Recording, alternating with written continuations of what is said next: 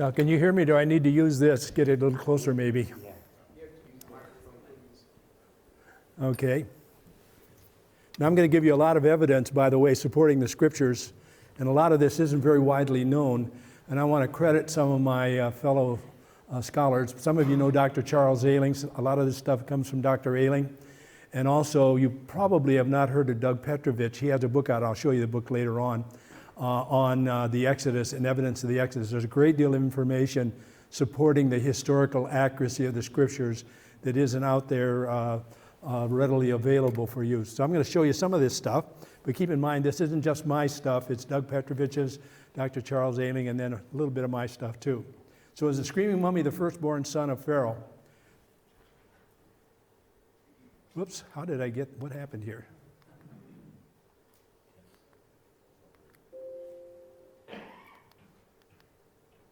Somehow I jumped ahead. Okay, let's go with here. All right, let's take a look first of all at the Exodus and also, of course, at the Passover. And here it is. Moses said, this is what Yahweh says, about midnight, I will go throughout Egypt. Every firstborn son in Egypt will die. From the firstborn son of the Pharaoh who sits on the throne to the firstborn son of the slave girl who is grinding at her handmill, and all the firstborn of the cattle as well. Now, if the Bible is true, there should be a firstborn son of Pharaoh somewhere that needs to show up as a mummy, and I think he has. Oops, this is not working well for me. Maybe let's use that. That'll work, I think. Here we go. So let's take a look at the Passover, and these are the instructions for the Passover lamb. I'm going to show you there's actually archaeological evidence of the Passover lambs. How many of you heard that before? A few of you have. There's archaeological evidence for the Passover lambs. So anyway, let's take a look at this. Take care of the lambs until the 14th day of the month, when the entire community of the children of Israel must slaughter them at twilight. Then they are to take some of the blood and paint it on the side posts and also on the top lintel of the doors of the houses where they eat the lambs. And here's an artist's rendering of that. And here's the Lord speaking, and the Lord says, on that same night I will pass through Egypt and strike down every firstborn, both men and animals, and I will bring judgment on all the gods of Egypt. I am Yahweh. The blood will be a sign for you in the houses where you are. When I see the blood, I will pass over you. No destructive plague will touch you when I strike Egypt. And here's Exodus 12:29. At midnight, Yahweh struck down all the firstborn in Egypt, from the firstborn of Pharaoh who sat on the throne to the firstborn of the prisoner who was in the dungeon, and the firstborn of the livestock as well. Now, question, believing the Bible to be true as I do, is there any mummy of a prince of Egypt that fits the Exodus story of the Passover? I believe there is, the screaming mummy. Now, if you get on the internet, they're going to tell you the screaming mummy is Pentaweri. I'll deal with that. That's not true. But you're going to see that all over the internet, so don't believe it. I'll show you the reasons why I'm saying that. Now, when we deal with the Exodus, recognize that there are two primary positions that are held by scholars who do believe the Bible. Of course, critical scholars just completely reject it, as I'll show you. But there are two views that are held, that of the early date and of the late date. The early date makes the Pharaoh to be Amenhotep II. And there's all kinds of evidence for this. People who believe in the late date, and this would include people like Kenneth Kitchen. I like Kenneth Kitchen. He's got a lot of good stuff there. He's an evangelical. He's an Egyptologist, but he's dead wrong on this issue, okay, to be very blunt. If you believe in the late date of the Exodus, the Pharaoh would be Ramses II. If you believe in the early date, you take 1 Kings 6:1 literally. 1 Kings 6:1 says that 480 years after Solomon began to build the temple, before Solomon began to build the temple, the Exodus took place. If you believe in the late date, you say that's not literally true. You try to explain away the 480 years. Now, there's a couple of other interesting features of these two pharaohs. Both of them were not followed to the throne by their firstborn son. As I'll show you with Amenhotep II, his successor was not his firstborn son. Same thing is true for Ramses II. His successor was his 13th oldest son. He lived a long life, ruled for 67 years. Everybody knows him, and I don't know why. He wasn't all that significant, except he built a lot of monuments in Egypt. Every time he led an army out, he ended up being defeated. Never gained anything as far as any land is concerned or whatever. But anyway, now the one thing I do want you to know about Amenhotep II is he has a grandson who's named Amenhotep III. Now, Amenhotep III actually has an inscription in which the name Yahweh appears. It is the earliest reference to Yahweh in any text outside of the Bible. Are you with me? And that's found in the Solib Temple. Some of you may have seen videos about that and whatever. And that inscription dates to 1385. Now, notice, by the way, that Pharaoh doesn't know who Yahweh is. Okay? Pharaoh said, "Who is Yahweh that I should obey him and let Israel go? I don't know Yahweh, and I won't let Israel go." Now, by the way, Dr. Charles Ailing and I, that reference, highly significant reference. By the way, think about it for a minute. You have a reference to Yahweh that dates to 1385. As I'm going to show you, the name Yahweh is first used with whom? You tell me. When does it first appear in the Bible? With Moses. So if you have a reference to Yahweh that dates to 1385, the Exodus has to be before 1385. Are you with me? So the late date is an impossibility, if I can get talking correctly. Now, one of the things that Dr. Charles Ailing and I did get to do, by the way, that discovery of that inscription mentioning Yahweh was around for decades. And it was kept in a very small group. I talked to a very famous scholar, you would know his name probably, and he had never heard of this reference to Yahweh. And he was a well-educated man, quite famous. And I know another scholar too, who had never heard of this before. So Dr. Charles Ailing and I actually wrote an article, and I want to credit Dr. Ailing for this, where we mentioned this, and this became widely known in evangelical circles. And after that, it kind of got out into the scholarly community, evangelical scholarly community. And we published that in Artifacts, and there are free copies over there. Just take them all. I don't want to take them back with me. But anyway, now let's take a look at the date of the Exodus. The Pharaoh of the Exodus says that he did not know Yahweh. The Solib Temple mentions the name Yahweh, and it dates to 1385 BC. In other words, the Exodus had to have taken place before 1385 BC. And a literal reading of 1 Kings 6:1 places the Exodus in 1446. And Manetho mentions an Exodus. Now, who's Manetho? How many have heard of Manetho before? Okay. Manetho was an Egyptian priest writing in the 3rd century when the Ptolemies were ruling over Egypt. He wrote a history of Egypt in Greek. It's very often neglected and is highly significant because he tells us a number of things that are very important. For one of the things he tells us is that there was a pharaoh by the name of Amenhotep, and during his reign there was an exodus that took place. An exodus, by the way, he says, of lepers. Remember hand in and hand out with Moses? So he talks about an exodus of lepers. In other words, all of that to tell you that Amenhotep II had to have been the Pharaoh of the Exodus. By the way, take my dates. They're not my dates, they're Charles Ailing's dates. Okay? I don't want to go into and explain to you why the Europeans are off on a tangent and they have slightly different dates and the Exodus won't fit in properly if you take their dates. Okay? Take these dates. Dr. Charles Ailing wrote his PhD thesis on the dates and the people in the 18th dynasty, the period of the Exodus. So use these dates. Okay? Here's Amenhotep II. Here's Hatshepsut. Now, by the way, think for a minute. We're talking about the Exodus. What's essential both to Christianity and Judaism? The Exodus. If the Exodus isn't true, the Bible isn't true. If the Exodus isn't true, Jesus is not our Passover lamb who died for our sins. Are you with me? So the issue of the truth of the Exodus is something that's vital to us and to our faith. It's also vital to Judaism. Now this is Pharaoh Hatshepsut.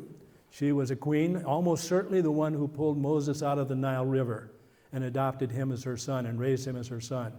And there's even some archaeological evidence to support that, as I'll show you here in a minute. She built a very famous temple, a mortuary temple at Deir El-Bahari. I'm going to be talking about that extensively.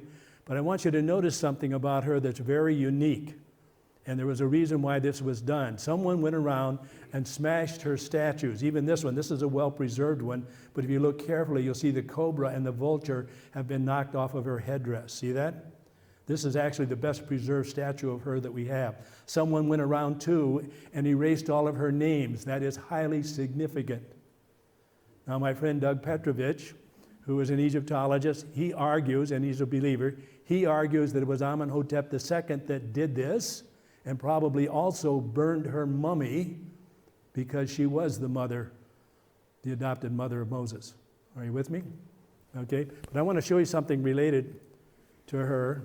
This is her famous mortuary temple. I'm not going to deal with it. It is one of the architectural masterpieces of the ancient world. But something very near to it is what I want to deal with. And of course, it's in this tomb that the screaming mummy is found. This is called TT 320.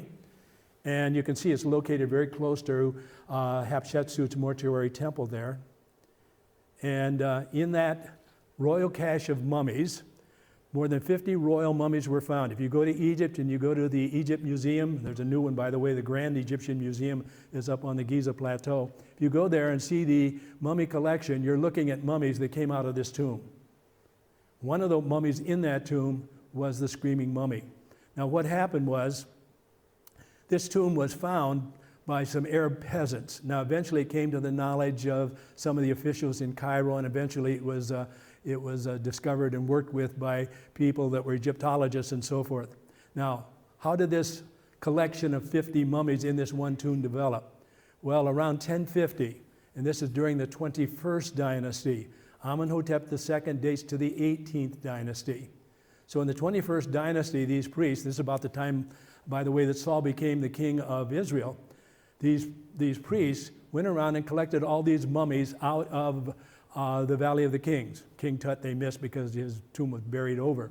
But they picked up all the mummies, royal mummies, kings, queens, whatever, and brought them to that Deir El-Bahari collection of mummies, royal collection of mummies that was discovered.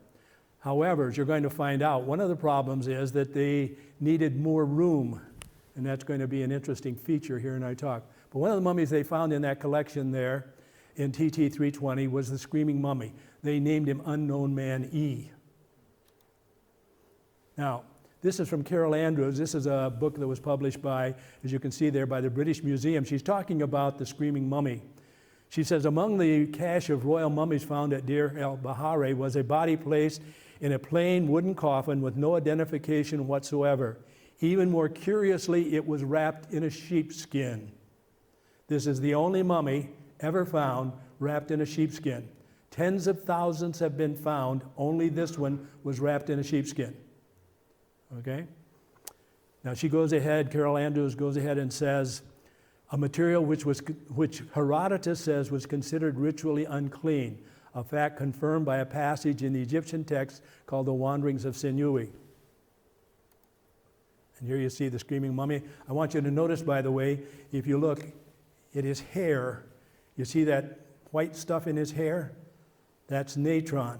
Let me very quickly talk to you about natron and mummification. It's not something mysterious. We know how to do it. As a matter of fact, a few years back, some guys actually were given a body and they practiced on and they produced a mummy.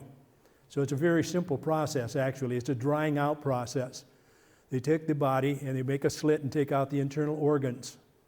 Now I'm talking about there are 3 grades of mummification. I'm talking about royal mummies because that's what we're dealing with here.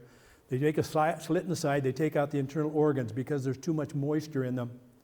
Almost always, too, for royal mummies, they would take a hook and bring the brain down through the nose. I know it's yucky, but that's the reality of it. Then they would take the mummy and pack it in natron in the sun for 40 days. Then they would take it out of the natron, they would wash the natron off, and natron is a salt-like substance. I'll give you the formula a little bit later here, I think I have it. And they would wash the natron off, and then they would wrap the mummy with mummy bandages that you've all seen. And then they would place them in a coffin, then the coffin is placed in a tomb. So that's the process of mummification, not something complex. We know exactly what they did. We even have some artwork where they're showing us what they did. But notice he has natron in his hair. Remember what I told you they did with mummies? When they took them out of the natron, they washed him. Notice he has natron in his hair. Here's another picture of it.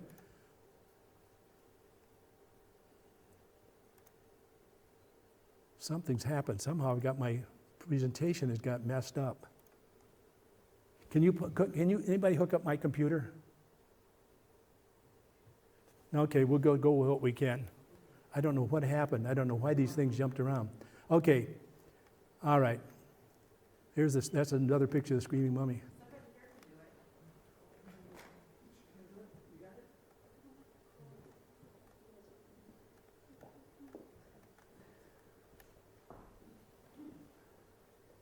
Well, I'm going to go ahead with this, okay?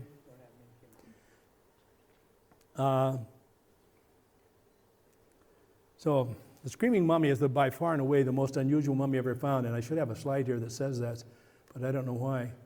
Here, okay, the screaming mummy is the most unusual mummy ever found for a number of reasons, and I'll basically just do that off the top of my head till we figure out what's happened. I don't know why that's jumped around. Most unusual mummy ever found. One of the things is it was found wrapped in a sheepskin. Another thing is it was found in its casket, wooden casket, cedar-log casket, and it had been packed in natron. It wasn't just left out in the sun. Okay, another unusual feature was the mummy was found with his hands, his arms, and his feet bound. Okay, so he's packed in natron. He's found in a mummy casket, and I can show you that. I don't know why I'm having that problem. I don't know what I did. I have a couple of copies of this. Somehow I got a wrong copy.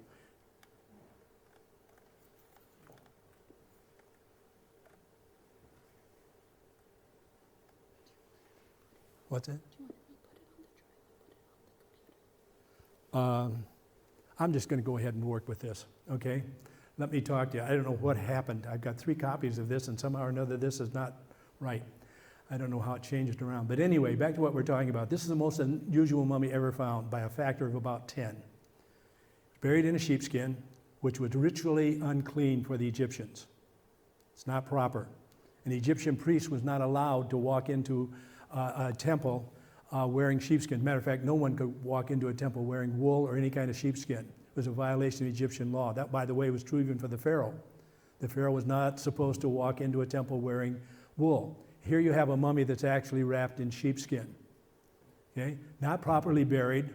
The internal organs were not taken out. The brain was not taken out. Okay?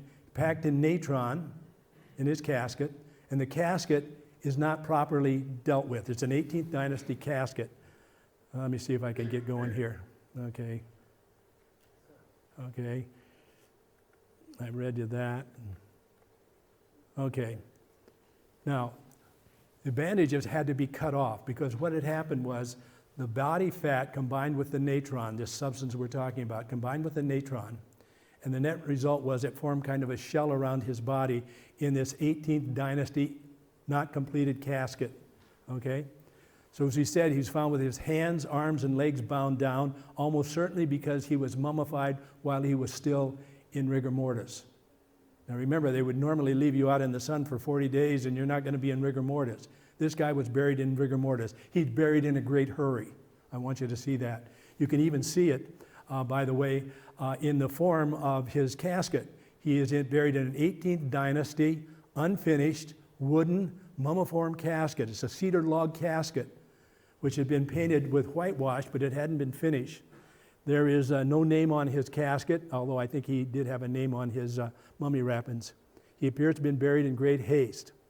Now, here's Gaston Maspero. I got to talk about Gaston Maspero. He was the guy in charge of bringing the mummies out of the Deir El-Bahari cache of royal mummies. He was in charge of that.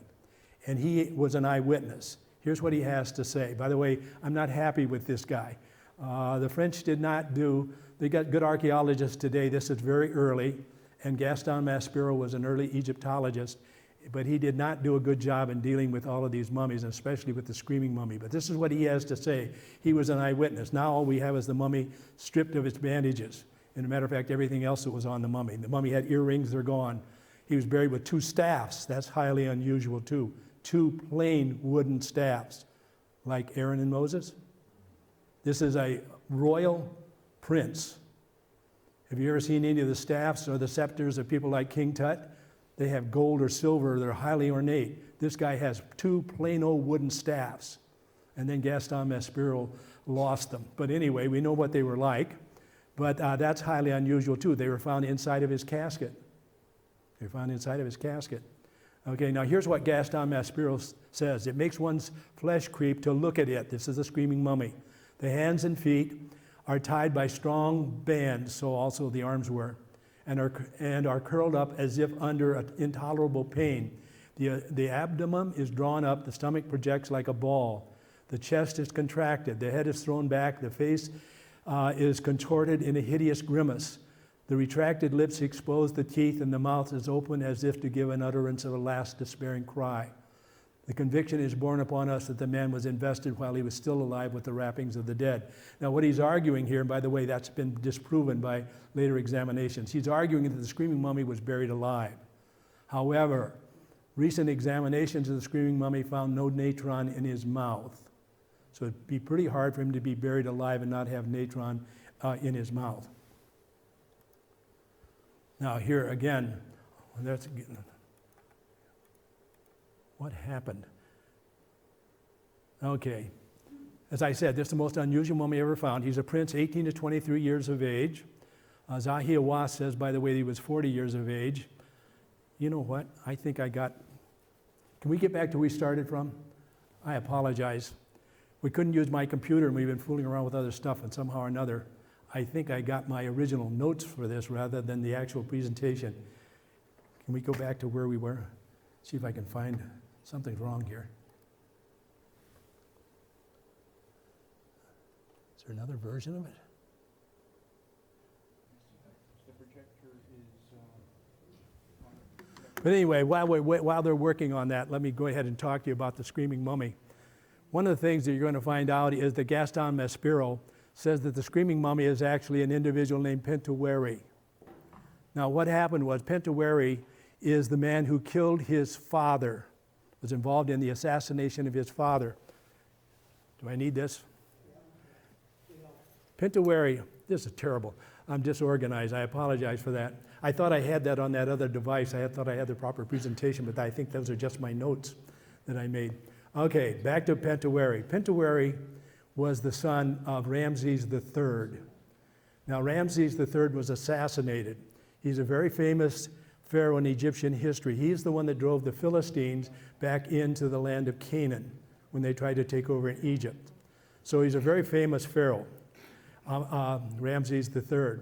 Ramses III was killed by a son of his, and we only know his name is Pentaweri. Actually, his real name is not used, and there's a reason for that. In Egyptian thought, if you didn't have a name on your picture or a name on your tomb, you're not going to have an afterlife. You need both a mummy, and you also need your name to be written down somewhere. Okay? Pentaweri's name, we don't know what his name was.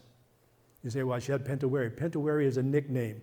It's a derogatory nickname that was given to him after he killed his father. Hey, maybe we get going here. How late do you want to be here? Do you want to start all over again? Okay. Can we get a full screen on that? I hope this is the right one. Okay. Let's see here. Okay, here's where I wanted to start. Yeah, it is missing. Notice that the historical reality of the Exodus is an essential element in both Judaism and Christianity. Jews today celebrate the Passover, which commemorates the Exodus, when God passed over the firstborn sons of the Israelites and struck down the firstborn sons of the Egyptians. The reality of the Passover is also essential to Christianity because the New Testament depicts Jesus Christ as the Passover lamb who died for our sins. If the Passover and Exodus are not historical realities, then the Bible is a lie and our faith is in vain. So the Exodus is a major issue. That's what I'm arguing. Now, the historical reality of the Exodus, you go in here. What am I doing? I'm having a terrible time tonight. Now, by the way, recognize that there are scholars who do not believe in the Exodus at all. And here you see one of them. Donald Redford is one of the most famous of all Egyptologists, and he completely rejects the biblical approach or the biblical story of the Exodus. Here's what he says. Scholars expended substantial efforts on questions that they have failed to prove were valid questions at all. Who was the Pharaoh of the oppression of the Exodus? Can we identify the princess who drew Moses out of the river?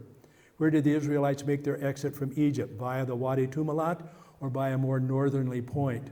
one can appreciate the pointlessness of these questions if one poses similar questions of the Arthurian stories. You know, King Arthur and the Knights of the Round Table, pure legend is what he's saying, without first submitting the text to a critical evaluation.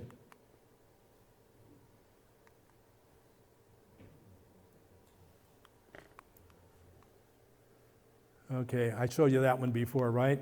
There's the screaming mummy. We talked about him. I've read this to you, what's taking place there, this part, okay? And we did that. We did that. We did that. We did that. Oh, here's what was missing that I wanted to talk about. Notice that the name Yahweh, we mentioned that before related to Moses. Notice what it says in Exodus 6:3. And this relates to that Solib inscription we're talking about. Elohim said to Moses, I am Yahweh. I appeared to Abraham, Isaac, and Jacob as El Shaddai, God Almighty. I like that. But notice what he says too. I appeared to Abraham, Isaac, and Jacob as El Shaddai, God Almighty, but by my name Yahweh, I did not make myself known to them.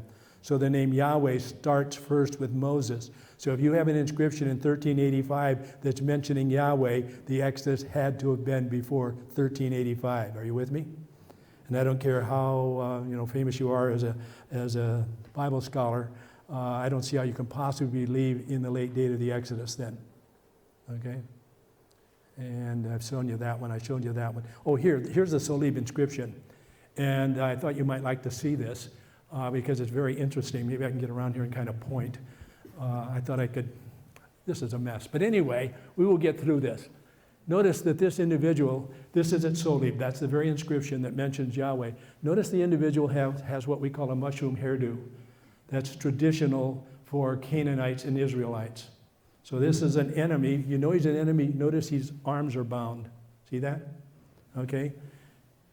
That inscription starts up there and says, the land of the Shasu of Yahweh. Now what's Shasu? Shasu are nomadic herdsmen, semi-nomadic herdsmen.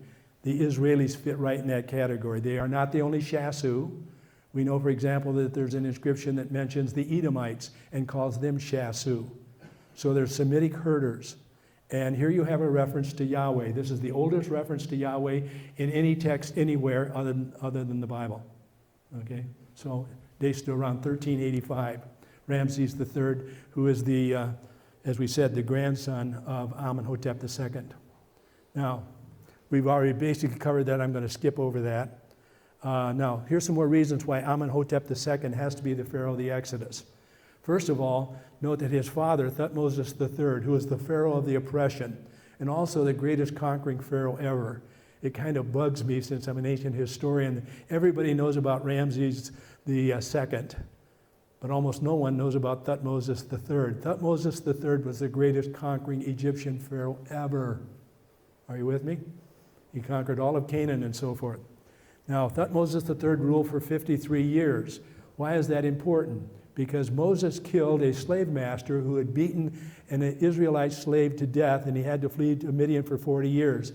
That means that the Pharaoh of the oppression has to have ruled for 40 years or more.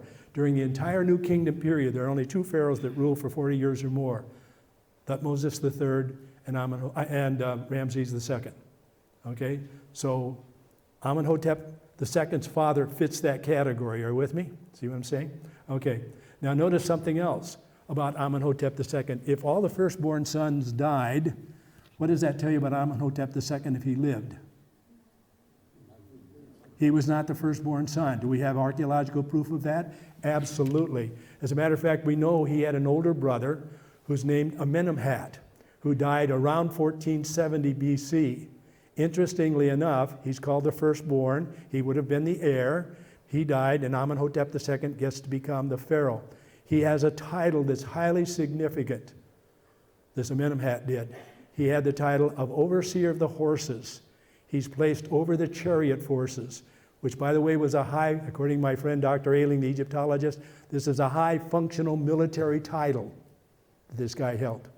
I want to show you something related to that as we go along.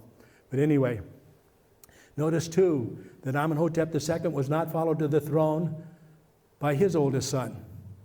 He was followed to the throne by Thutmose IV. How do we know that? Thutmose IV tells us that. Also, and this is a bit of Charles Ailing's research, by the way, Thutmose III, Amenhotep II had a firstborn son that you see there that's called Webensenu. Webensenu almost certainly was the firstborn son that died at the time of the Exodus. And Dr. Charles Ayling has done the work on that to basically prove that. As a matter of fact, it's part of his doctoral thesis, although he didn't tell him that he was actually working on the firstborn son of Pharaoh that died. Okay? Now, Webensenu, we're going to be talking about some more in a minute. Here's Amenhotep II, statue of him. Very quickly going through some of the pharaohs of the 18th dynasty because that's when the Exodus took place, and that's the date we need for the screaming mummy. Notice Hatshepsut, we talked about her. She had no son of her own. She had a daughter who died as a young girl. She was married, by the way, Hatshepsut was to her half-brother, Thutmose the second. Thutmose III was her successor. He was her adopted son, her nephew, and also she was his mother-in-law. Did you get all that? Okay.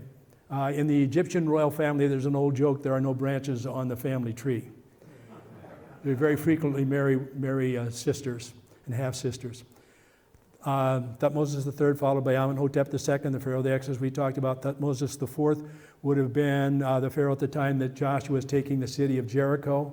Then you have Amenhotep III, who referred to Yahweh that we talked about. Then you have Akhenaten. How many of you heard of Akhenaten, the heretic pharaoh? He tried to throw out Egyptian religion. Why? What did the Lord say he was going to do? He's going to discredit all the gods of Egypt. And this guy would have dated the period, by the way, of Joshua and the Judges. So you can see the fulfillment of that scripture.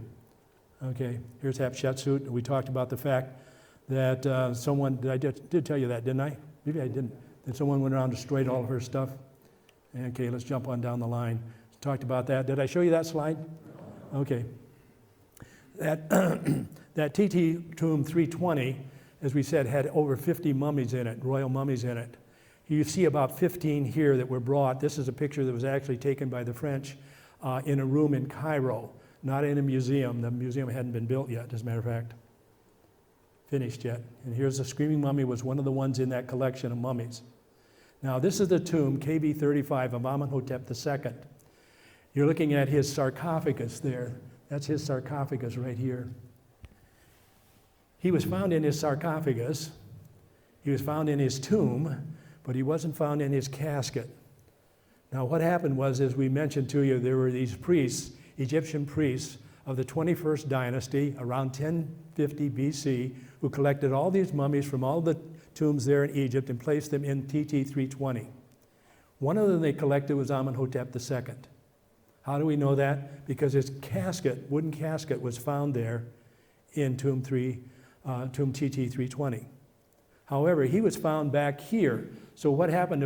It appears that these priests figured we need more room for more mummies, and so they decided they're going to use the tomb of Amenhotep II. And 16 other mummies were found here. He was found in his own tomb, in his own sarcophagus, but he was found, 18th dynasty he is now, he was found in a 21st dynasty cartonnage cheap casket. Are you with me? So we know that he was at Deir El-Bahari cache of mummies. He was there once. Okay?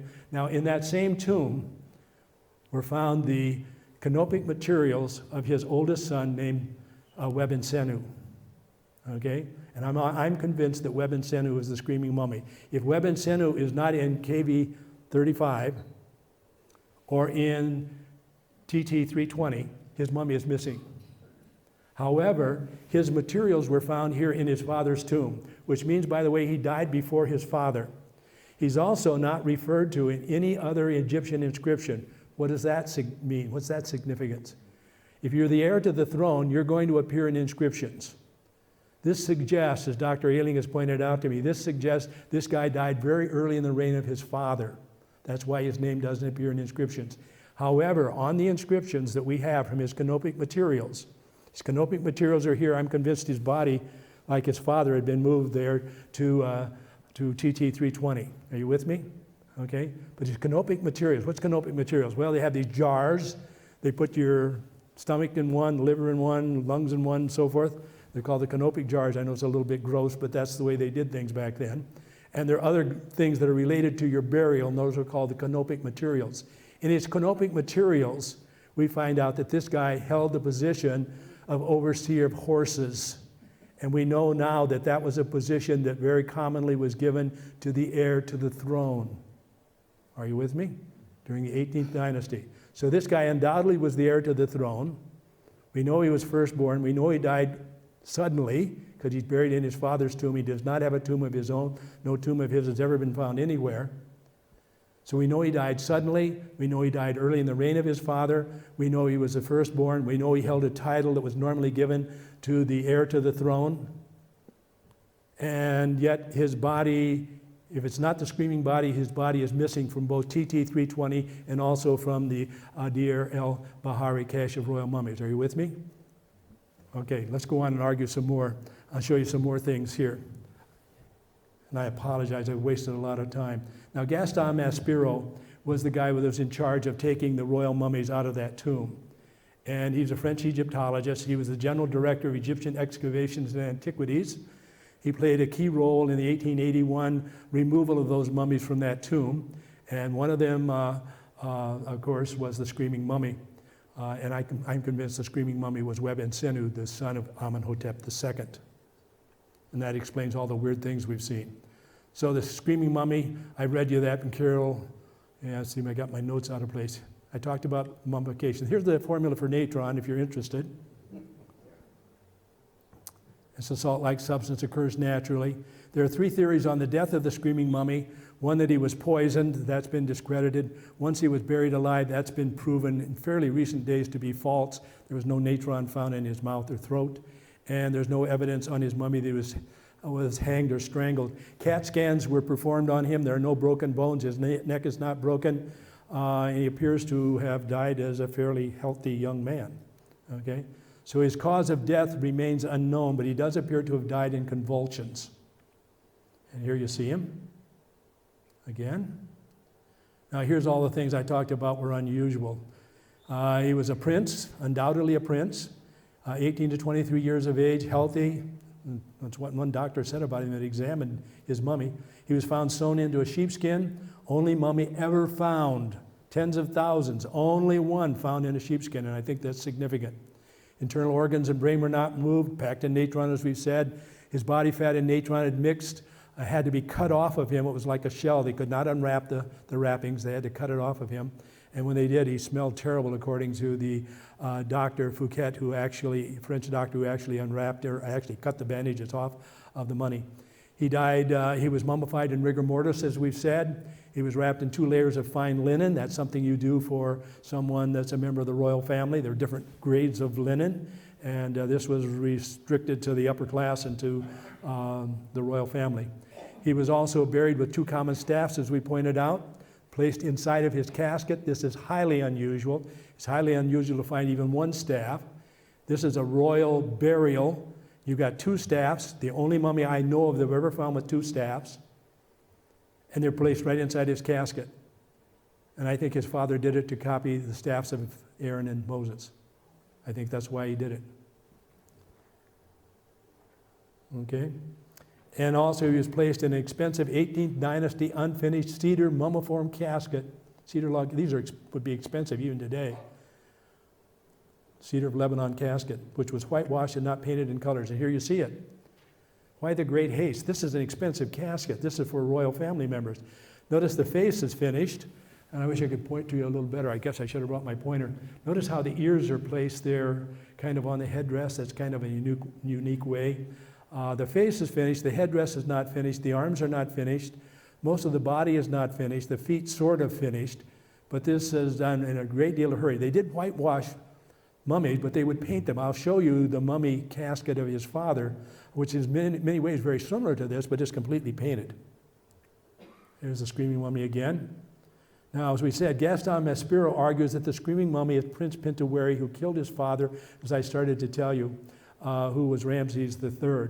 Now, Gaston Maspero was the first to suggest in 1885, and by the way, earlier he dated this mummy to the 18th dynasty. Now he's redated it to the 20th dynasty to match Pinteweri, who's very infamous in Egyptian history because he killed his father, the famous Ramses III. He argues that the screaming mummy was Prince Pintuwari, who helped plot the murder of his father Ramses III in 1153. The physician Daniel Fouquet, who actually cut the bandages off the screaming mummy, at first said he thought it was poisoned. Gaston Maspero adopted that theory for a little while.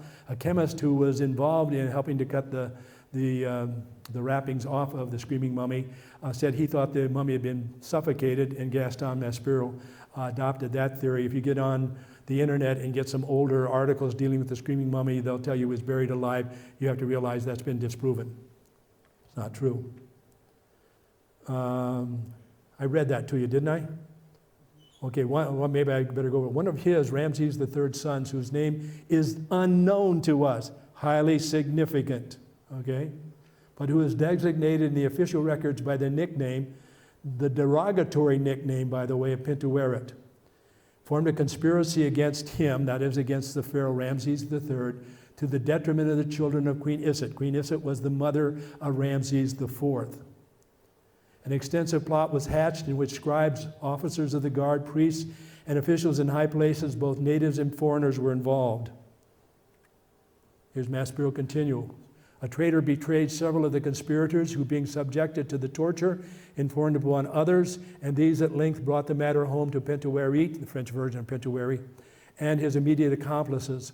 All were brought before a commission of 12 members, summoned expressly to try the case, and the result was the condemnation and execution of 6 women and some 40 men. By the way, they burned all their bodies too. The extreme penalty of the Egyptian code was reserved for Pintuwari, and for the most culpable, they died of themselves. And the meaning of that phrase is indicated, I believe, by the appearance of one of the mummies disinterred at Deir El-Bahari. He's here again arguing that the screaming mummy was buried alive, which is not true.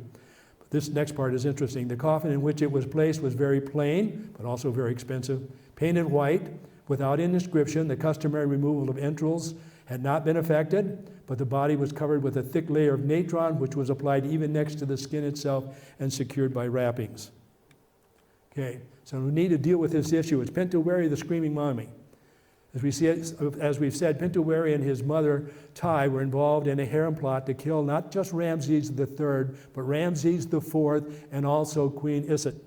Okay? It wasn't just a plot to get rid of Ramses III. It's to wipe out competition here. Okay? Pharaoh Ramses III was killed by males associated with the royal harem, but Ramses IV and Queen Isit escaped. By the way, Ramses III had his throat cut from ear to ear. It can still be seen on the mummy. Someone chopped off one of his toes, and he had a couple of blade strikes to the chest. There were at least 2 assassins apparently that hit him, because there are 2 different blades that are used in the assassination. As a result of that execution of their father, Ramses IV had Pintuwari killed for his role in the assassination of their father. Okay. Now, the trial transcripts, I know this is details, but there's reasons, stick with me, okay? The trial transcripts are still available for the trial of these co-plotters along with Pintuwari. Now notice, the assassination of Ramses III is called a religious abomination in the judicial papyrus of Turin that has the transcripts of their trials. Why an abomination? They'd killed a god. Pharaoh is a god, you see? So this is a terrible crime, okay? Now notice, Pintuwari is called a great criminal. Pintuwari is not, his real name is not used. We still do not know what his name was. He's given a derogatory nickname used in the judicial papyrus of Turin. I could give you a rough translation if you just let me tell you it's not good, and it involves his mother. By the way, his mother was a Cushite, and he doesn't look anything like a Cushite. Okay, now this is the actual transcript of his trial, and this was translated by Theodule Devoria into French, and I'm providing a translation of the French. This is the actual transcript of his trial now. Pintuwari, he has been called by another name. It's telling you we're not going to use his real name, and I'll show you why in a minute here. For his crime which he committed because of his mother Tai, who plotted with the women of the harem with the goal of doing harm to their lord Ramses III, he was sent to appear before the judicial officers for judgments. He was found guilty, and they disposed of him in the place where he was. Devoria says that means they killed him on the spot. That phrase, he killed himself, has been interpreted, and Maspero did for a while, interpreted as meaning he was allowed to commit suicide. That's not what this phrase means according to Dvoria. It means he's responsible for his own death because of what he did. Okay, are you with me? All right. Now let me show you what it means. We talked about Hatshepsut's name being obliterated. Notice this, this quote from W.D. Davies in his Egyptian hieroglyphics. The name of a person inscribed in hieroglyphics was believed to embody that person's unique identity. If the representation of a person lacked a name, it lacked the means to ensure his continued existence in the afterlife. To destroy the names of a person was to deprive him of his identity and render him non-existent. Remember what happened to Hatshepsut? On several occasions in Egyptian history, the cartouches, the name rings of a dead ruler, were systematically mutilated or removed from monuments on the orders of a vengeful successor. Okay, so his real name is not used in his trial transcripts, which means they're trying to obliterate him. Are you with me? Okay, now let me show you why Gaston Maspero's position is crazy. Why would Ramses IV have used another name for Pentaweri, his half-brother, who, by the way, had plotted to kill him and his mother, had him executed, and then packed him in natron in a royal casket, placed him in a royal tomb in order to preserve his body for an afterlife? Getting rid of his name means he's not going to have an afterlife. You needed a mummy too. Why take and pack his mummy away after you obliterated an afterlife for him? Are you with me? All the other plotters we know, you know what happened to them? They're cremated. And almost certainly that happened to Pentaweri. So I think this identification of Gaston Maspero is dead wrong. Now, Gaston Maspero himself had some questions about the screaming mummy being Pentaweri. And this is out of his book, The History of Egypt. You can see they're published in 1901, 1902. Is this the mummy of Pentaweri or of some other prince as culpable as he was and condemned to this frightful punishment? Again, the idea he was buried alive. Now, all kinds of problems with Maspero's theory. Maspero has to explain the sheepskin.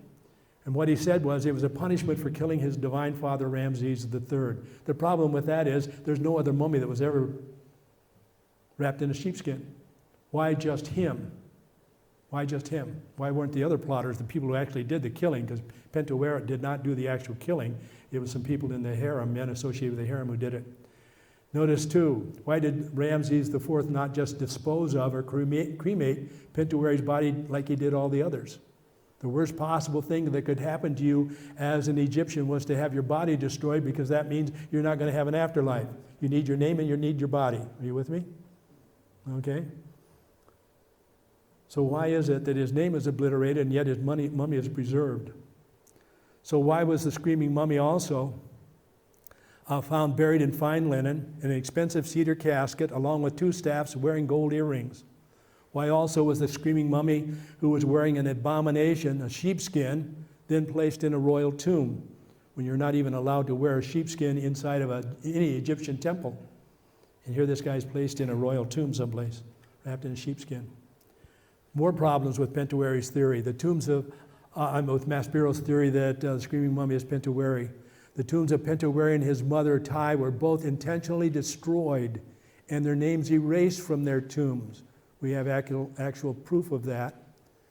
But the screaming mummy had to have been buried in a royal tomb. So you destroy his mummy, you erase his name, and you put him in an expensive casket and stick him in another royal tomb. Does that make any sense to you? Not really. So the screaming mummy was found in an expensive, here's another problem, found in an expensive 18th dynasty casket that can't be dated much later than about 1350. I think it actually needs to be dated around 1450.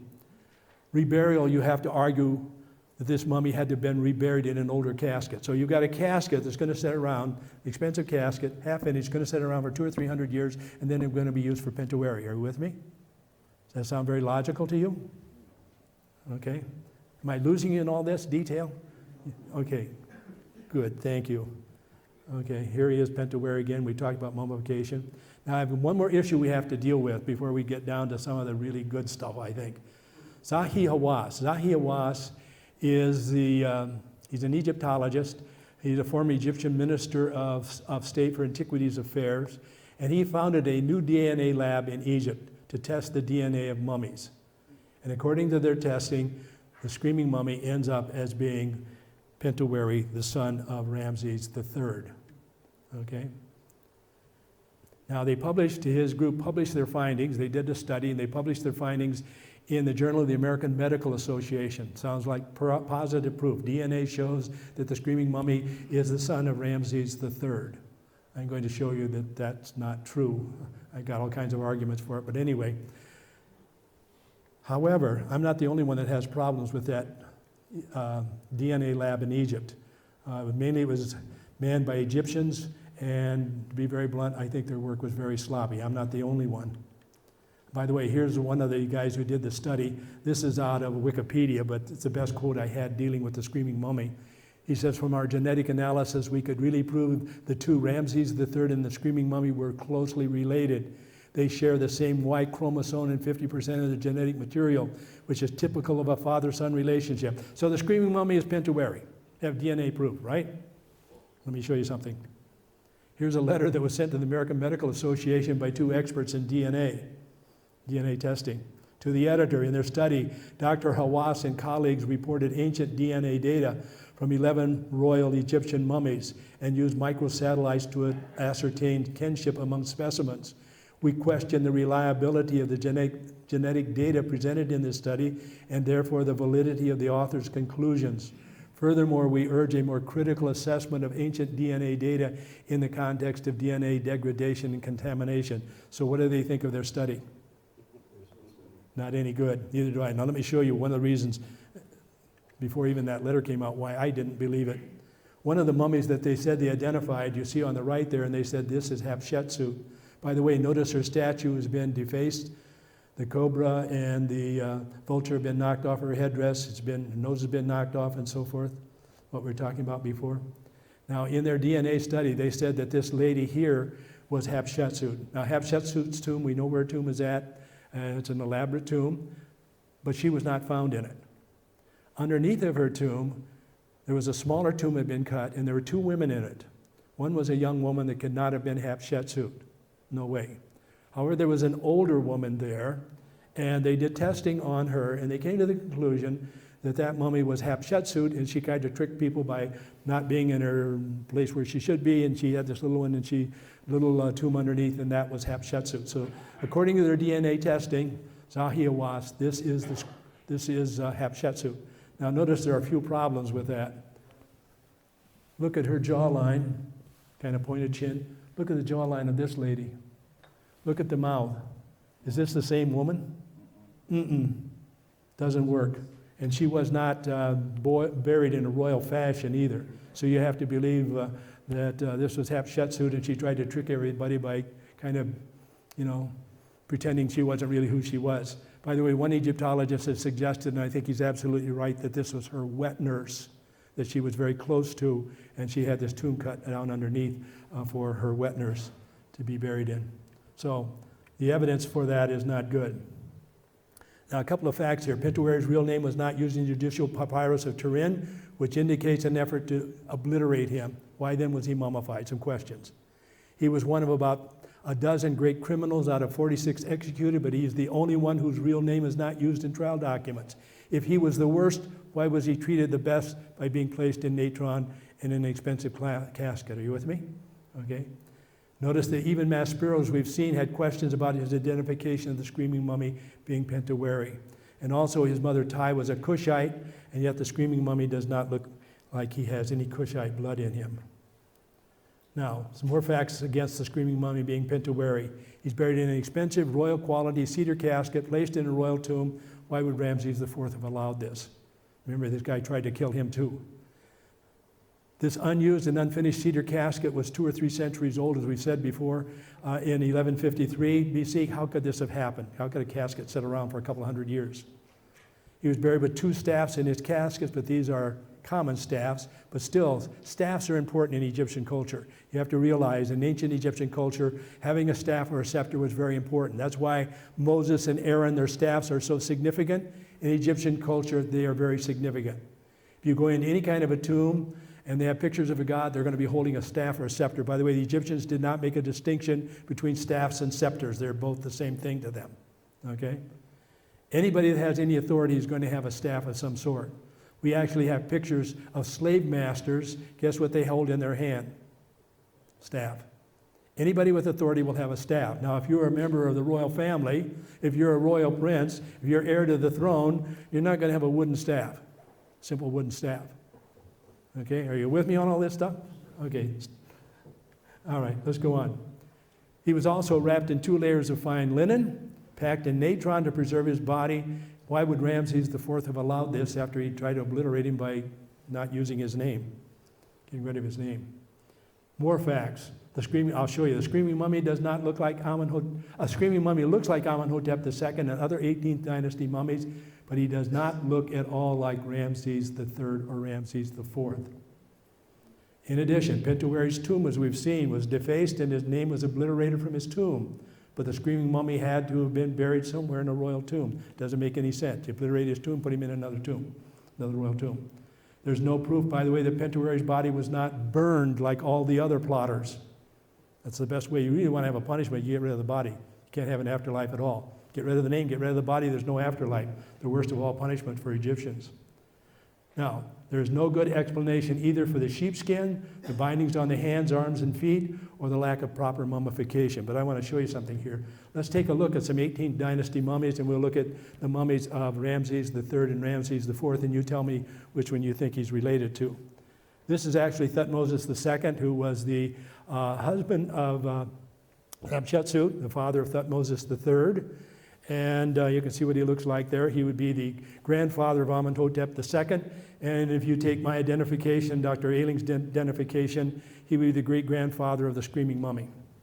Okay, so let's take a look at the screaming mummy and compare him to his great-grandfather. You think he looks like him? I think he does. Remember, these guys are marrying sisters, so there's a very definite narrow genetic group there. Now here's a screaming mummy in Thutmose III, the greatest conquering pharaoh, Egyptian pharaoh ever, by the way. And I think, notice their mouths are the same, the chin is the same, the shape of the skull. By the way, he died as a very old man. So you have to recognize that mummy as a very old man. The screaming mummy died as about a 20-year-old. Okay, there's Thutmose III in better days. Now here's the screaming mummy in Amenhotep II. Think he looks like him? I think he looks a lot like him. By the way, so I want to see if you're noticing something, because I think there's something that connects to the Bible here again. Here he is, by the way, in a case in the Egypt Museum.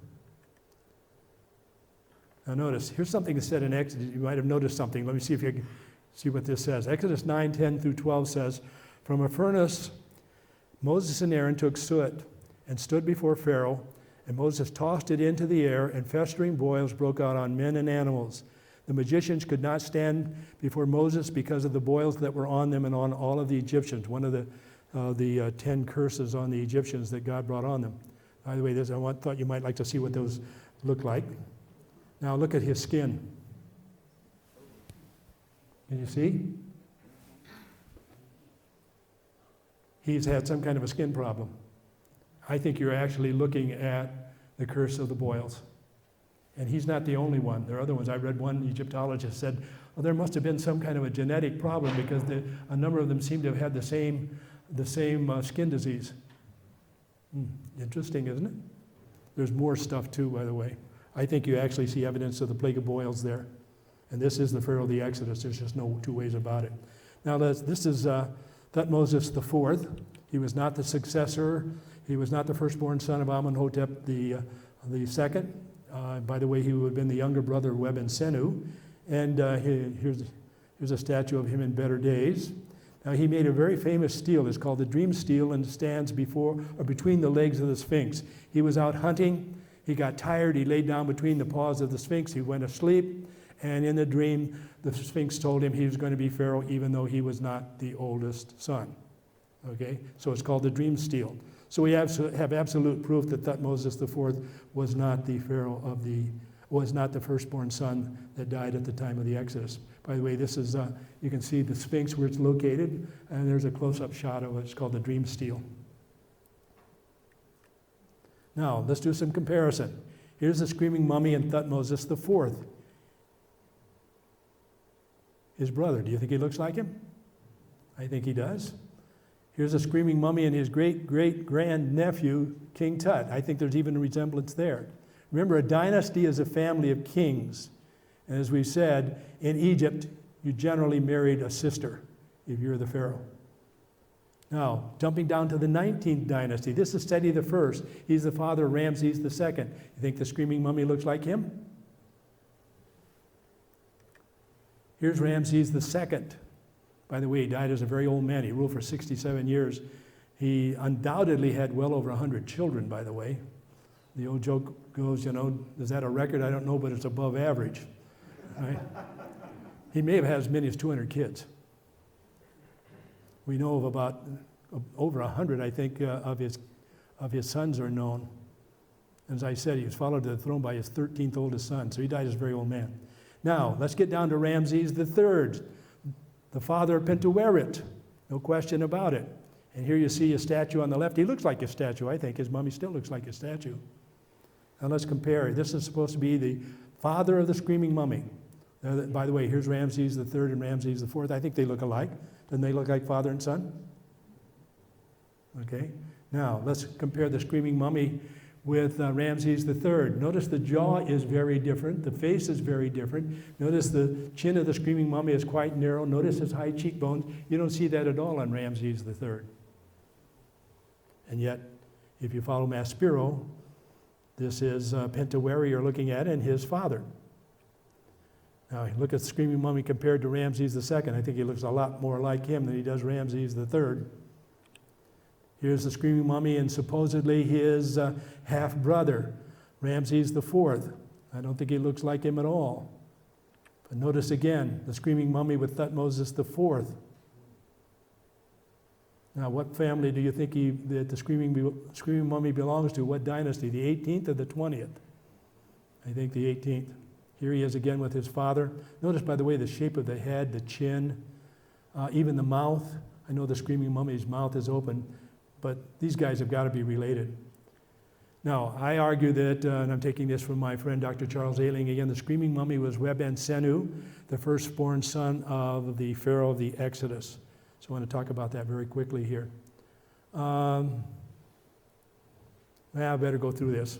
The Bible places the Exodus in 1446 BC. There's some information in here that I haven't given to you. We need to look at it. Amenhotep II reigned from 1453 to 1415. He was not the oldest son, as we've seen, so he fits, as we said earlier. Now, interesting thing, of course, is he's followed to the throne by his second-born son, Thutmose IV, who was not the oldest son. Now, here's something that you probably have not run into, and you probably have never heard of this guy before. Manfred Bietak. How many have heard of Manfred Bietak before? A few of you have. Manfred Bietak is an Austrian archaeologist who's been digging at the city of Ramses, also called Avaris. He's made some highly significant discoveries related to the Exodus. He doesn't always identify those discoveries with the Exodus. I'll be very blunt with you, but it just has to be. For example, one of the things he's found is that the city of Ramses and the naval base that was associated with it, Avaris Ramses, the same city, just different names, different points in time. Avaris Ramses was the primary military base in Egypt for both the chariot forces and also for the Egyptian navy. Okay? It was from that city that Thutmose III carried out his 17 campaigns where he took over control of Canaan. Now, the interesting feature is that Manfred Bietak found the city of Ramses was abandoned for, he said, several decades. Here's your primary military city, primary naval base, and the city is abandoned, like a whole bunch of people left. Are you with me? Okay. Now, there's even support, by the way, for that abandonment found with our old friend we talked about before, Manetho. Manetho said the city of Ramses was abandoned in the reign of a pharaoh named Amenhotep. Okay? Now, another fact, and this has been pointed out to me by both Charles Ailing and Doug Petrovich. The interesting thing about Amenhotep II is about 7 months after the Exodus, he went on a military campaign. Did I tell you this part? He went on a military campaign up into Canaan. He apparently gathered whatever forces he could put together. He goes up into Canaan. He brings back over 100,000 slaves. All of the Egyptian pharaohs who have ever gone on campaigns in all of Egyptian history altogether never brought back 100,000 slaves. He brings back 100,000 slaves. Not only that, guess what else he brought back? The Canaanites had chariots. He brought back 1,000 chariots. And he also brought back tens of thousands of other weapons. It looks a little bit like he's restocking his slaves and rebuilding his army after the Red Sea, doesn't it? Don't you think that's something that should be known by Christians? There's strong evidence for both the Exodus in this, I think, and also for the loss of his army in the Red Sea. Also, Amenhotep II closed, this isn't very widely known, and Dr. Ailing is the source for this. A lot of people don't know this. He closed all the temples of Amun-Re in Egypt for a period of time. Guess who he's named after? Amenhotep. He's named after Amun, and he closed all of Amenhotep. He closed all of the god Amun's temples in Egypt. He also, as we said before, destroyed all of the statues and names of Hatshepsut. Besides that, too, I think I pointed that out to you. Yeah, that Manetho says there was an exodus of lepers in the reign of a pharaoh named Amenhotep II. Did I tell you that? Manetho says there was an exodus of lepers. Remember Moses, hand in, lepers, hand out? So there was an exodus of lepers in the reign of Amenhotep. This doesn't say the second, just Amenhotep. Also, Manfred Bietak, this Austrian archaeologist who's excavated at the city of Ramses for about 40 years, also found massive burial pits of unmummified people. He also found massive burial pits of animals that have died, just dug a hole and dumped them in. Now, the Egyptians are very big into mummification. When you have a burial pit like this in Egypt, something weird has happened. Are you with me? Does that match the 10 judgments that God placed on Egypt? It certainly sounds like it, doesn't it? So we got having to rebuild an army, get a bunch of chariots, bring back a whole bunch of slaves. We got to burial pits of both of animals, and animals died, remember, firstborn of the animals. Burial pits also of humans, all dumped in a pit. Okay? Now, let's talk about the sheepskin burial. This is a known Canaanite burial practice, and it may have been practiced by Israelites. I strongly suspect it was. They would take a sheep at the gravesite, they would sacrifice it, they probably had a funeral meal at the burial site, and then they would take the skin and wrap the mummy in it and bury it. We know that for a fact. It isn't a guess. So this is a Canaanite, and I suspect an Israelite, at least some Israelites probably practiced it too. I mean, think about the stress that's placed on the sacrificing of lambs and sheep and so forth. So, Manfred Bietak actually found around the area of Ramses, he actually found burials of humans, and there were sheep bones there. So we know that practice was known. We know it also because it's written about by the Egyptians. The practice of burying a mummy in a sheepskin, burying a Canaanite in a sheepskin was known to the Egyptians. Now, here's a book I'm going to recommend to you. It's by my friend Doug Petrovich. It's got all kinds of information supporting the historicity of the Bible. It's called Origin of the Hebrews, and what I'm going to give you now, from now on, a lot of it is taken right out of his book. So it's an excellent book. He's a good friend of mine, and I recommend it highly. Now, the site that Manfred Bietak has been digging is called Tel El-Daba. In the ancient world, it was called Avaras and also Ramses. You can see that, by the way, on this map, you can see where Pithom was located. That site today is called by archaeologists Tel El-Meskuta. A little cleaner map so you can see where things are located. Now, here's what's very interesting. Manfred Bietak is excavating the royal compound in the city of Ramses, Avaras. In one level, he found 30 sacrificed lambs. I suspect, and Doug suspects too, that these were lambs that were sacrificed for the Passover by slaves working in the royal compound. They're all buried in the same level. They all died at the same time. They are all, by the way, under the age of 1 year. Are you with me? They are also not cut into pieces. Why is that important? Could you butcher a Passover lamb? You could skin it, but could you butcher it, cut it into pieces? No. You're supposed to cook it whole. All of these were found whole. They all died at the same time. They're all under 1 year of age. Bietak actually suggested at one time, I don't know if he still does this, that some kind of disease must have hit them for them to all die at the same time and be buried in a royal compound. That doesn't make a lot of sense, does it? Okay, they're all under 1 year of age. They're almost certainly sacrificed, I think, by Israelites who worked as slaves in the palace. Now here you actually have one. This is actually a goat. Remember, the lamb could be either that of a goat or of a sheep. This is actually a goat. This is one of the ones that was excavated by Manfred Beatock in the royal compound in the city of Ramses. And this, by the way, is out of my friend Doug Petrovich's book. Now there was something else found in that very same layer. There was found a ram. A ram was found in the palace complex in that same archaeological layer as those 30 plus, I would call them Passover lambs. Are you with me? Now this ram had large horns. It was also killed by a blow of a sharp object to the back of the head. This must have been done by Egyptians. Why don't Israelites kill an animal by a blow to the back of the head? They got to bleed it. So a Passover lamb had to have its throat cut. This had been killed by a blow to the back of the head. It had to have been done by the Egyptians, is what I'm telling you. It was not butchered either. And remember, Pharaoh was not supposed to eat mutton, okay, because he is a priest. Regular Egyptians could, but they couldn't, you can't wear wool into a temple or anything. Well, anyway, so this ram was not dismembered, it was not butchered. I actually think this is the source of the sheepskin that was wrapped around the screaming mummy. It fits. You got Passover lambs, here you got a ram, doesn't match any of the other Passover lambs, and is found in the very same level. And here you actually see a drawing provided by the Austrian Archaeological Institute of that ram. Notice you can see the blow to the back of the head. Notice the large horns. This is not a ram. This is not a lamb. This is a ram. It's a full-grown male sheep.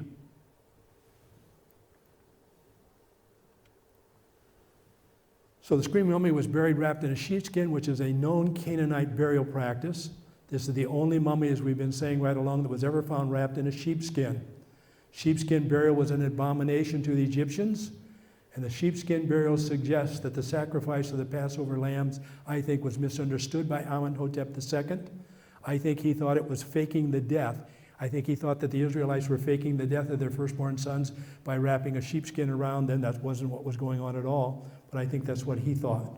Are you with me on that, I hope? Okay.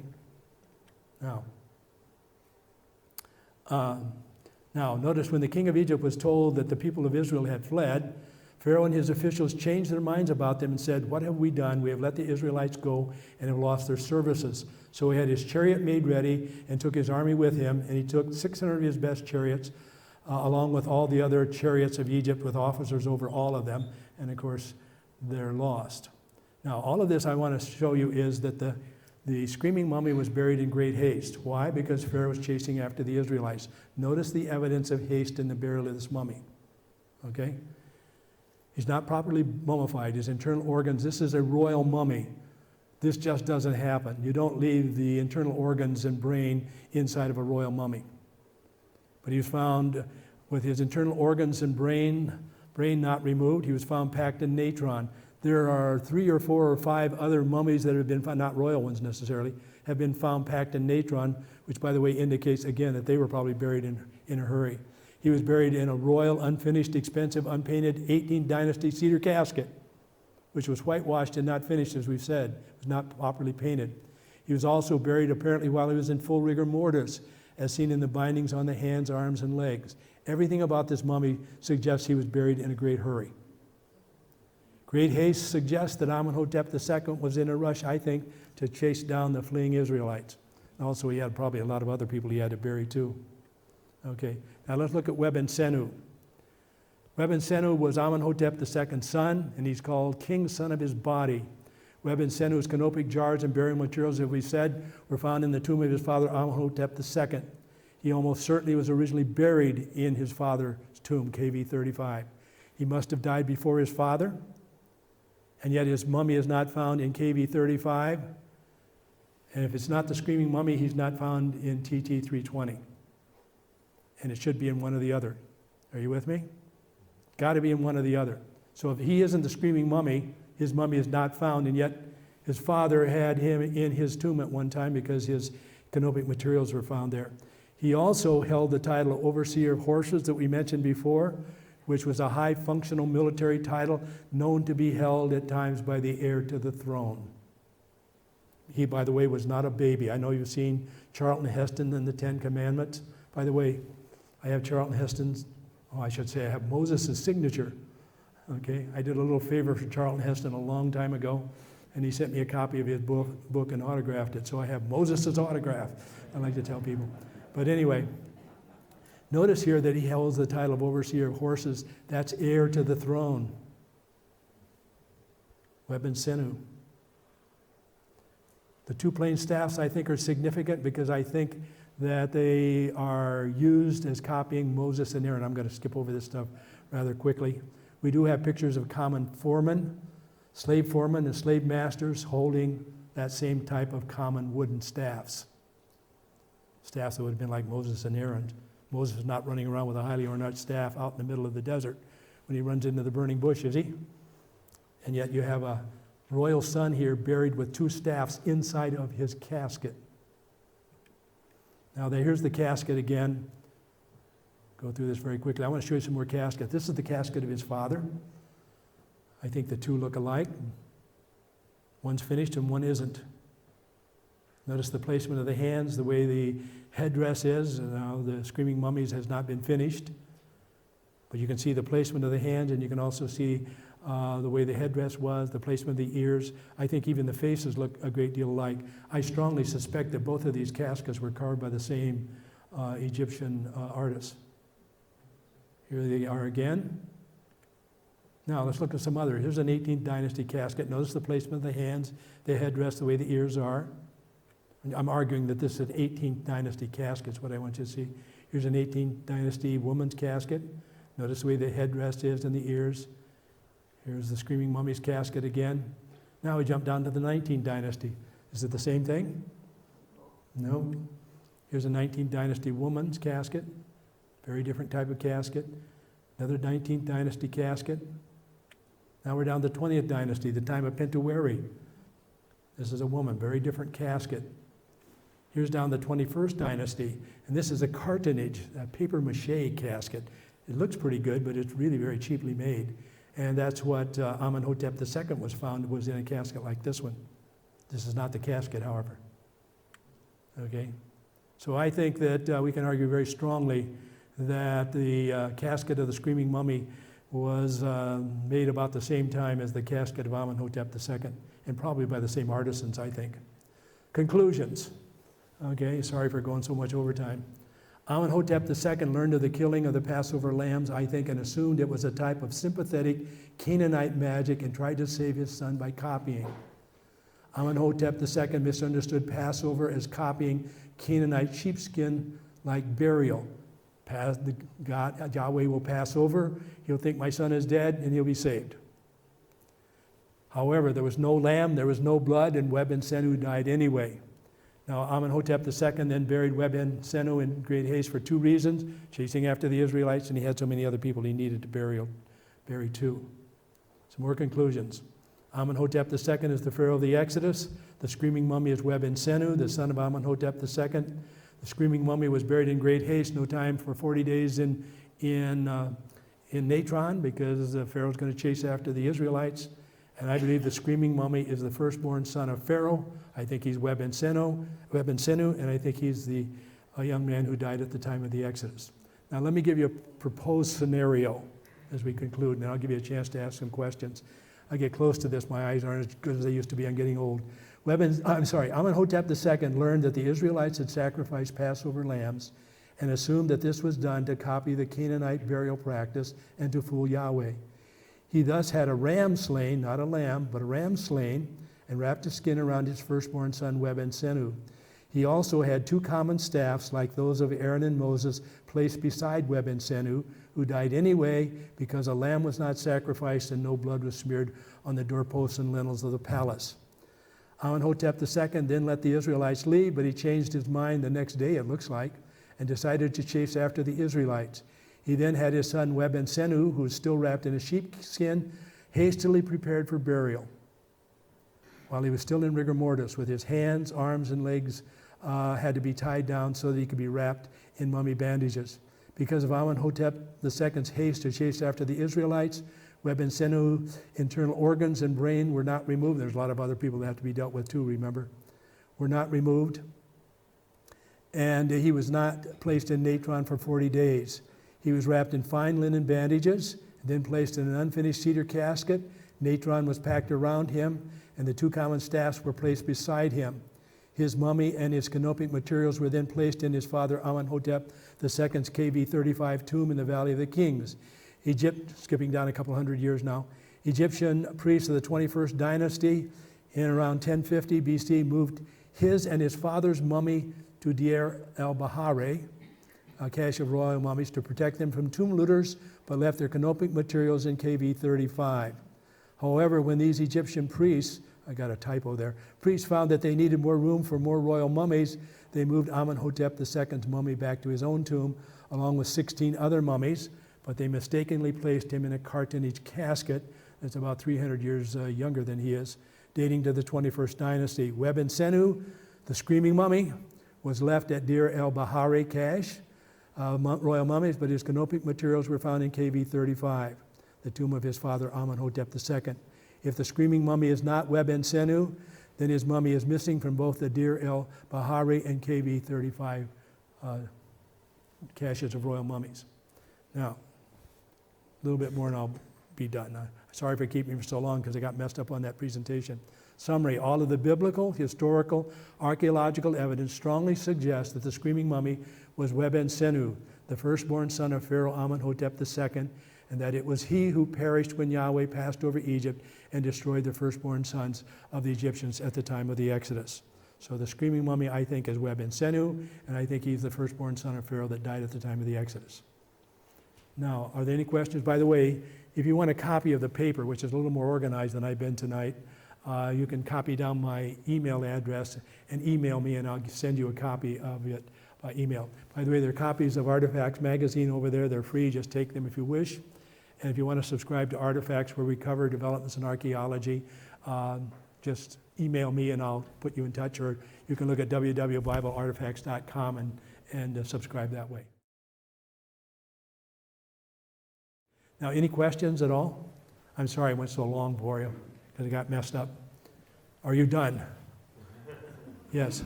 What's the best guesstimate of the age of the sun?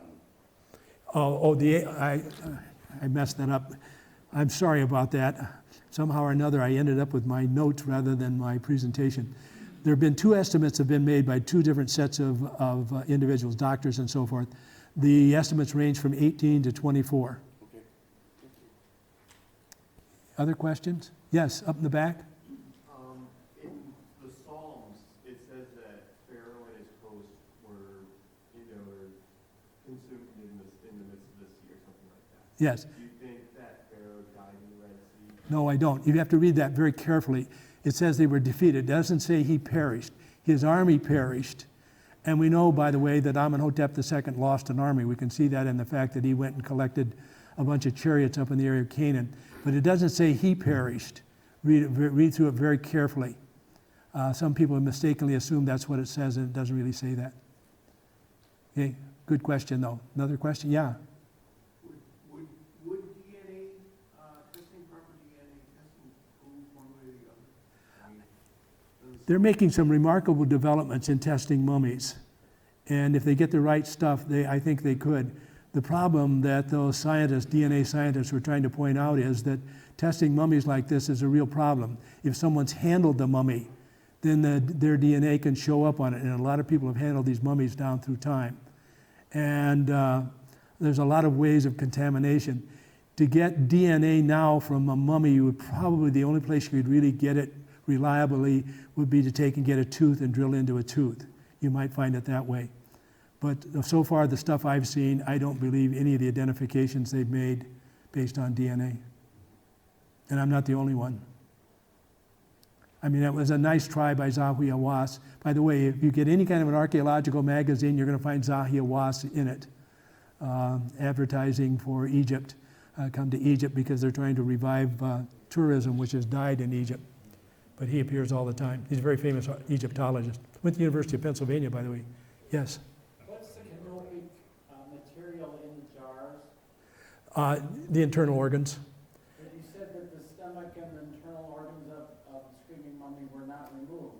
That's right. Even if you're not removed, well, for example, take King Tut. He has several sets of canopic jars. I guess, more the better. But it's not unusual to find for a pharaoh that they have a couple of sets of those things. But normally there would be one set of jars that would actually have their internal organs in them. Even if he's not properly mummified, he would have had those. That's just a part of tradition. Was there anything in them? No. Mm-mm. No. Even for ones where we know that they placed them in, the best, occasionally, very, very rarely, and I mean very rarely, you'll find a very dried up, shriveled up set of lungs. But nothing else survives. Now, the normal practice, by the way, too, was that the heart was removed, but it was taken out and mummified separately and placed back in the body because you had to have a heart for the trial because your heart was placed on the scale to be weighed against your sins. The feather of Ma'at, scale of Ma'at. Yes? Did Queen Thai remarry? Now that I don't know. I can't tell you. Probably not. I was thinking that she married a general who then became Pharaoh. I think you're thinking of another queen. Yeah. Akhenaten, maybe? Akhenaten. This is an area where Egyptologists are all in big debate right now. He had a daughter, and she may have been married to her father. Then she may have been married to her uncle. Then she was married probably to her half-brother, King Tut. And then she was married to a general. That's the one. Yeah. Yes. I was in Egypt in 1977, and we spent quite a bit of time in the museum. It's a great museum. What would have I saw as far as what you were showing? Anything? Did you go down and pay to see the mummy collection itself? I believe we did. Yeah. Well, you've seen, did you see King Tut stuff? Yeah. It's a great museum. I haven't not been to the new Grand Museum. It just opened up, last year or so. I'd love to see it. But I have been to the one when it was in Cairo. I haven't been to Egypt for a long time. I'm getting old. I don't do much traveling anymore. Any other questions? You done? Yeah. Why would they consider any DNA evidence to be viable? DNA breaks down after, very few number of years. Yes. They are getting some evidence sometimes. By the way, there's a recent study, and which I do think is valid, that was made of mummies found at the city of Gath. Not mummies, of burials at the city of Gath. And I think they extracted some DNA material from the teeth. The interesting feature was that it seemed to show that the earlier Philistines came from an Aegean background. The DNA matched that. But as it went along, they kept marrying into the Canaanites, and they went down further. They found out that basically the Aegean DNA had almost disappeared. Those guys were marrying Canaanite women. But they are doing some. Now, as far as mummies are concerned, I think that one is extremely difficult. And that's what that objection was made by those two DNA experts. They're saying, mummy is degraded and whatever. We better quit. I've gone over time. But one more question. Okay. Yes? Years ago, there were rumors that there was evidence in the Red Sea of the chariot wheel. No, that was false. Do not believe that. That's nonsense. What was the question?